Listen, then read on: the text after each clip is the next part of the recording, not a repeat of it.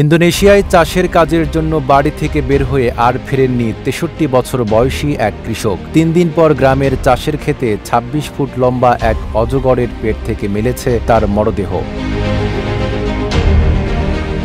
পেশাজীবীদের জন্য নিজেদের আবাসন কর্মসূচির শর্ত শিথিল করে নতুন ধরনের গোল্ডেন ভিসা চালুর ঘোষণা দিয়েছে মধ্যপ্রাচ্যের দেশ সংযুক্ত আরব আমিরাত। পাইলট প্রকল্প হিসেবে বাংলাদেশ ও ভারতের নাগরিকদের জন্য মনোনয়নের ভিত্তিতে নতুন এই গোল্ডেন ভিসা চালু করেছে দেশটির সরকার।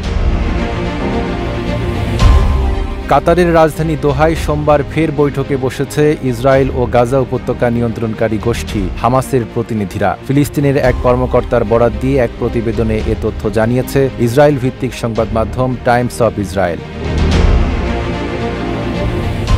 মিয়ানমারে সামরিক জান্তা বিরোধী সশস্ত্র দুটি গোষ্ঠীর মাঝে তুমুল সংঘর্ষের ঘটনা ঘটেছে। চলমান এই সংঘর্ষে প্রাণ বাঁচাতে দেশটির হাজার হাজার শরণার্থী পালিয়ে প্রতিবেশী ভারতের উত্তর পূর্বাঞ্চলীয় মিজোরাম রাজ্যে আশ্রয় নিয়েছেন।